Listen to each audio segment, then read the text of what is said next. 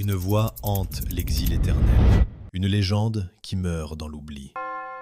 Nous sommes en Kabylie, dans les années 30. Mohamed Kelouat commet l'irréparable. Il tombe amoureux. Fadma est son obsession. Mais Mohamed a deux défauts que la société traditionnelle ne pardonne pas. Il est orphelin et il est artiste. Pour la famille de la fille, c'est la honte absolue. On lui claque la porte au nez. Ce rejet ne froisse pas seulement son ego, il massacre son âme. Il fuit d'abord vers Alger, la Casbah. Dans ce dédale de ruelles, il mène une double vie. Le jour, il se casse le dos comme docker sur les quais. La nuit, il change de peau.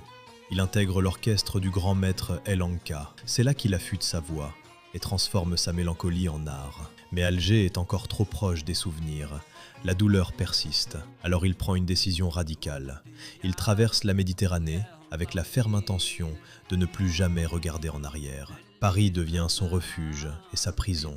Là-bas, il se forge un personnage, Cheikh El Hasnaoui, l'élégant. Costume croisé impeccable, cravate de soie, cheveux gominés, une apparence de dandy pour dissimuler une plaie ouverte qui ne cicatrise pas. Toute cette souffrance, il la déverse dans un chef-d'œuvre, La Maison Blanche. Ce n'est pas une simple mélodie, c'est une lettre d'adieu déchirante que des milliers d'exilés écoutent en boucle. En 1968, alors qu'il est une légende vivante, il commet l'impensable. Il coupe le son, net. Il pose son instrument et disparaît de la surface de la terre. Il s'isole d'abord à Nice, puis s'enfuit encore plus loin, jusqu'à l'île de la Réunion. Il vit là-bas, coupé du monde, aux côtés de sa femme Denise.